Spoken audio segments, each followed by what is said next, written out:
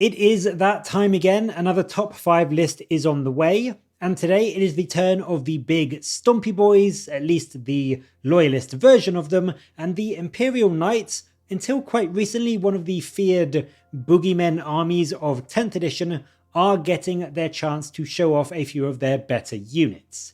As always, we'll be doing a list, not in any particular order, of 5 units from the index and also from their Forge World options, because it's Knights, you kind of have to include Forge World for them, but 5 units that I would personally be looking at bringing if I was trying to build a stronger, slightly more competitive list to take to my games of 10th edition. It is worth noting quickly a few big things have changed for the Imperial Knights since the start of 10th edition. Their army rule, the Code Chivalric, is now specifically just a single reroll to hit and to wound when they shoot or fight. If you choose the Lay Low the Tyrant Oath, it is not all ones. There was a bit of confusion about that when it was first released, so that can make quite a bit of a difference to your overall damage output. And then also the Bondsman abilities now only affect Armigers. They don't also go on the knight that has enacted them, which is a big nerf for a few of the bigger Questoris knights,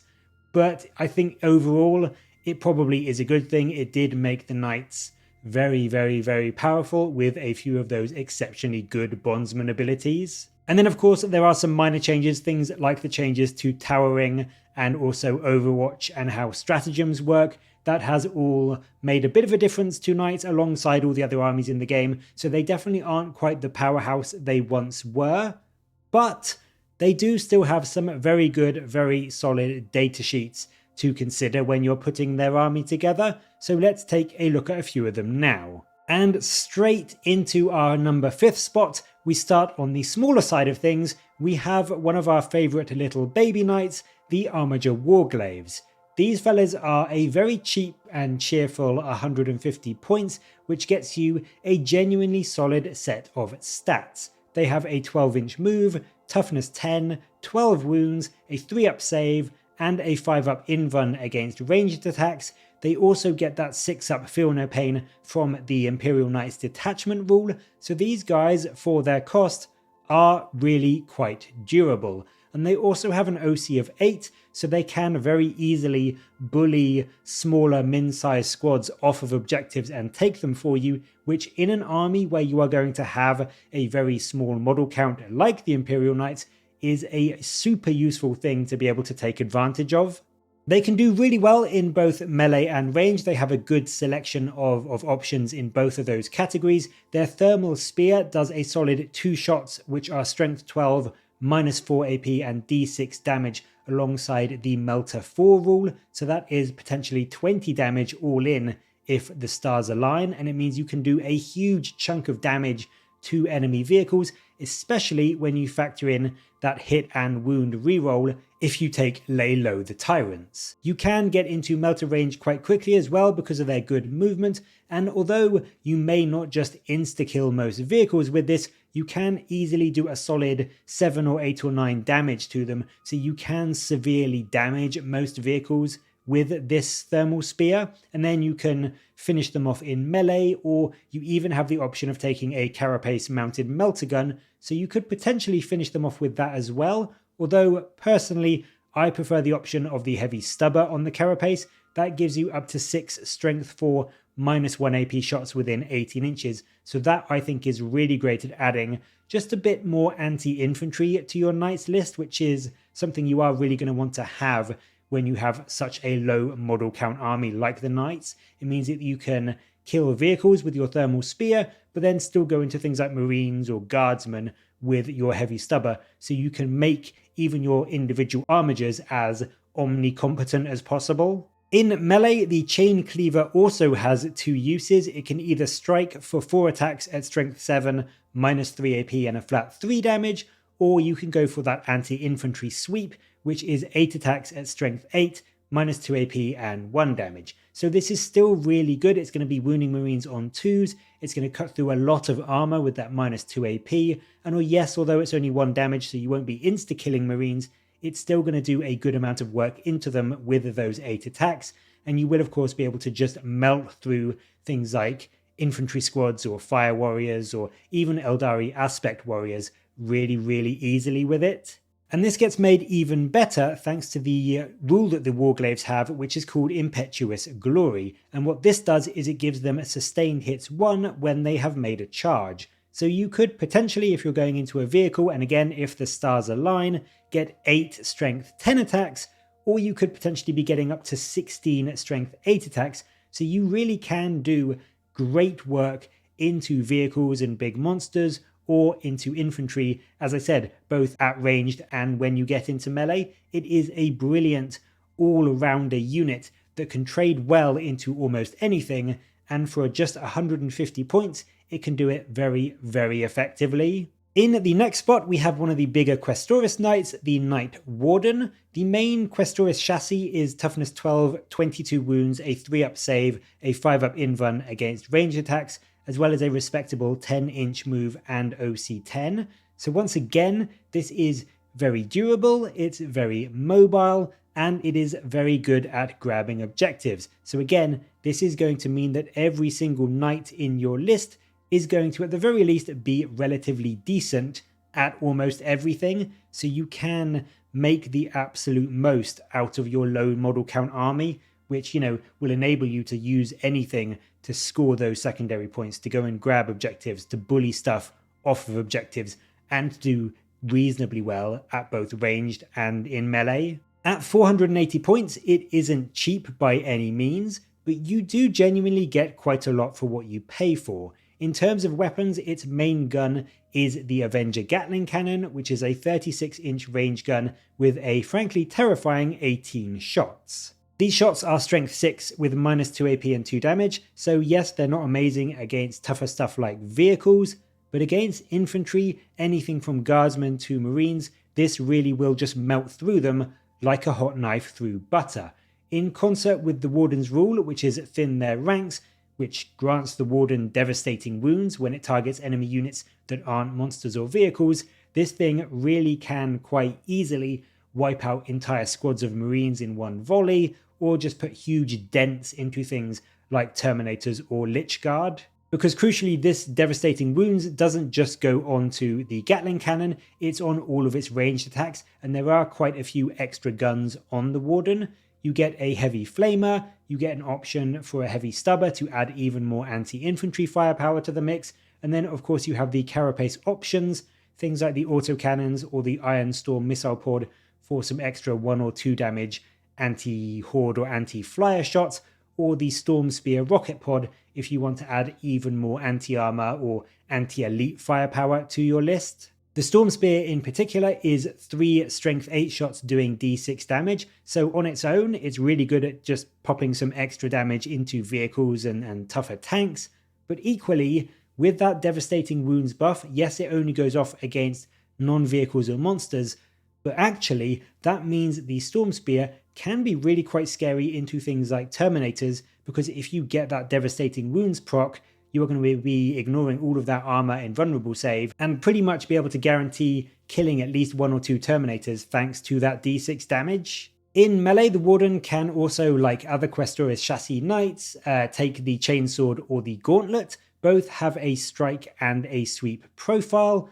Personally, I prefer the Gauntlet. I just think that the 3 damage on the sweep gives you some amazing anti-elite tools, and then the strength 20 flat 8 damage in the strike profile is just unbelievably good and really will let you demolish enemy tanks and vehicles and monsters without even a second thought. And I also think that the fist just looks better than the chainsword personally. I mean, both are good, I think, but for me, I just prefer the Gauntlet. I think it looks cool and I love using it. The final thing that the Warden brings, which is also incredibly strong, is the Warden's Duty Bondsman ability.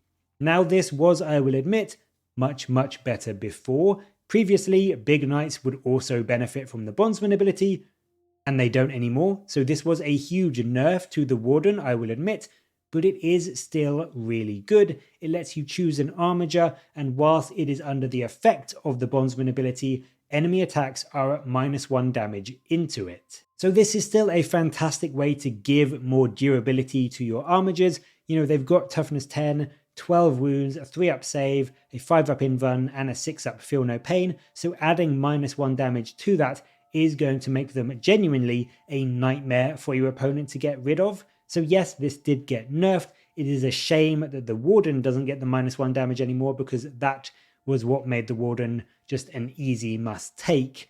But it is still a very good rule, and it does make the Warden a good choice and worth bringing, especially if you've got a few Armigers in your list and you want to give one of them -1 damage to help it stay alive that little bit longer. And of course, as we just saw, you probably will want to bring some Armigers in your list because they are good in their own right too. So having Armigers means that taking a Warden adds much more value thanks to that Bondsman ability, so that is why the Warden is so good to bring, in addition to its own amazing damage output. In a similar vein to the Warden, although slightly more expensive, we have the Forge World version of the Anti-Infantry Knight, which is the Ceratus Knight Castigator.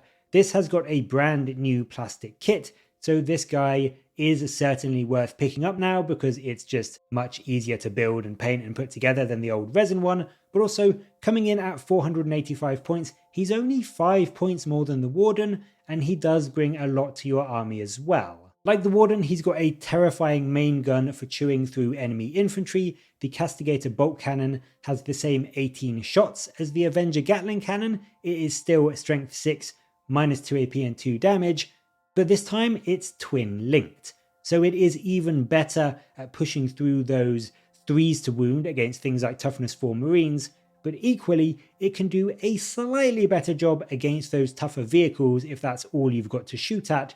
You will be averaging around 7 wounds through to the vehicle's save against toughness 9 tanks, compared to around 4 or so from the Avenger Gatling cannon. Of course, the Castigator does have the downside that it doesn't have things like the Heavy Flamer or the Heavy Stubber or the other carapace weapons that the Questoris has. However, it does in some ways make up for that by having a boosted profile. It's got a 12-inch move instead of a 10-inch one, and it has 25 wounds instead of 22. So whilst on the overall ranged output, it is probably slightly worse than the Warden, it does gain some buffs to compensate, and you are only looking at a very, very small increase for that extra movement and those 3 extra wounds, which I think is worth it in some cases. You might not always agree. Sometimes you think maybe taking the Warden is going to be better, but equally, I think both can be worth bringing depending on what you need and what you want and what you prefer the look of, to be honest.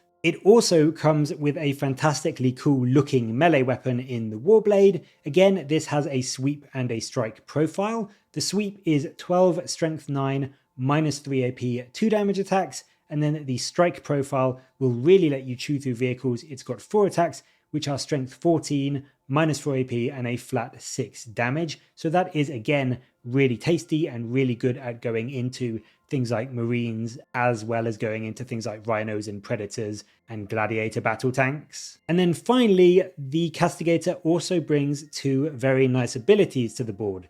The Bondsman ability, Castigator's Duty, lets an Armiger gain not only sustained hits 1, but also +1 AP, which is really amazing for things like Armiger Helverins or even the Forge World Armigers, the Moiraxes, for getting just the absolute most out of their relatively low AP guns. Getting that bonus AP adds a lot of potential damage output to them, but then also gaining sustained hits 1 adds a lot more potential in terms of the number of hits they can get through as well. So that's really, really good to put on things like Helverins or Moiraxes.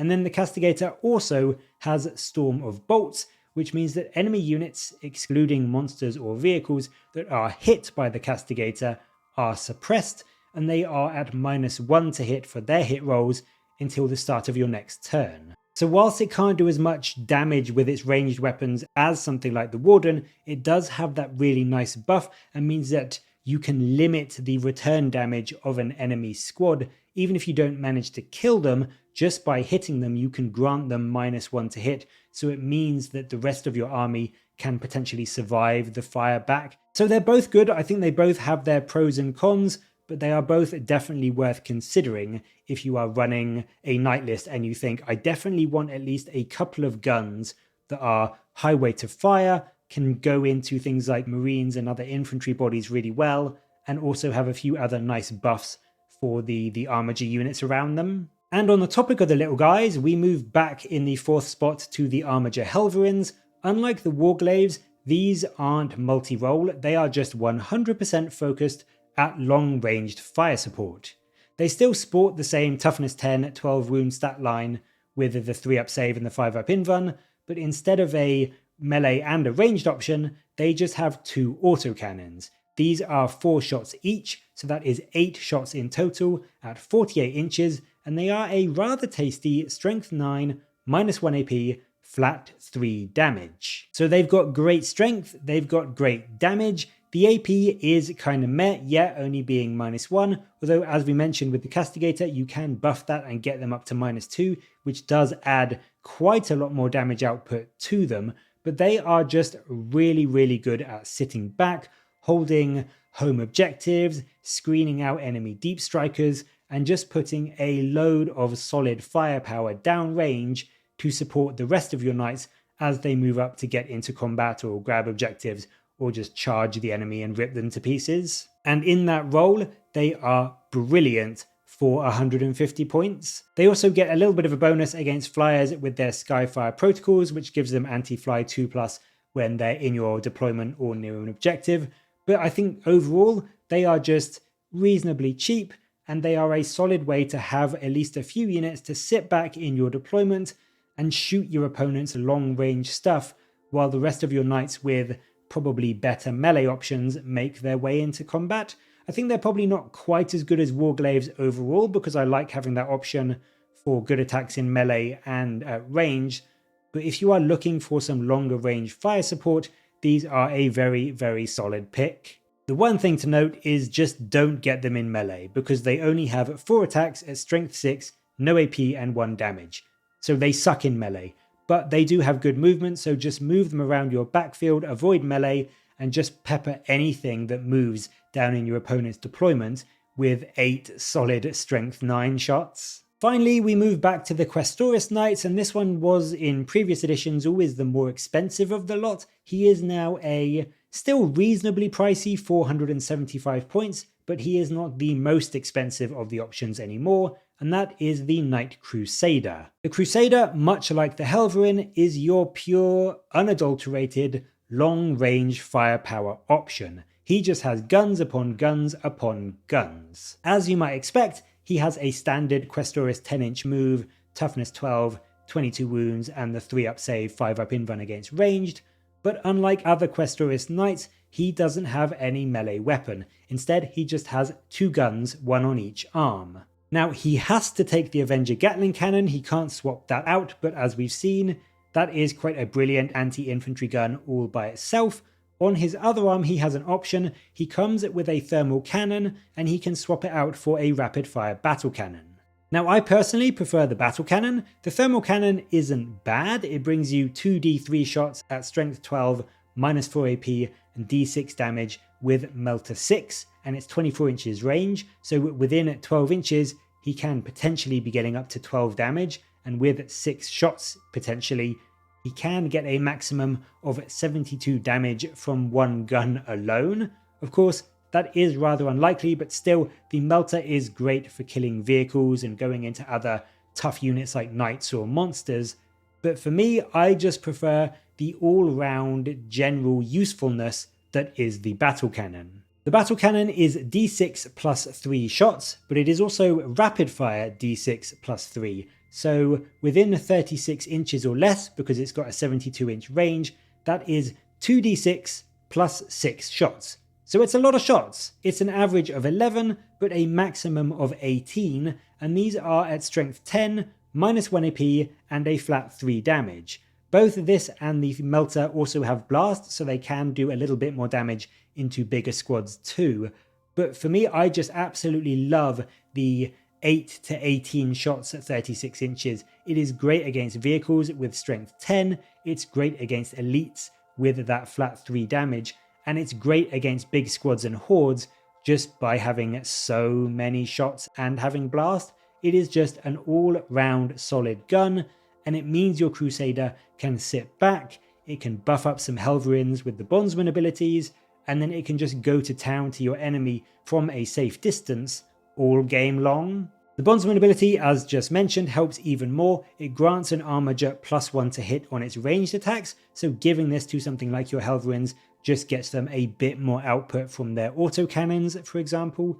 But then the Crusader also gets even better itself thanks to its own special rule, which is punishing salvos. And punishing salvos means that if this guy stands still in your movement phase, he gets sustained hits 1 on all of his ranged weapons. So that is sustained hits on your 18 Gatling cannon shots, potentially on your 18 battle cannon shots, on your heavy stubbers, and also on your carapace weapons. It is an insane number of shots this thing can have base, and giving it sustained hits just means that the Crusader can easily clear out entire squads of Marines, 20 strong hordes, Terminators, and even bigger things like tanks and enemy knights will definitely start to wither and feel the pain under just so much weight of firepower. Like, there is going to be so much going into them, even though it may not one-shot them, it will just chip them down by sheer volume. The Crusader is pricey, yes,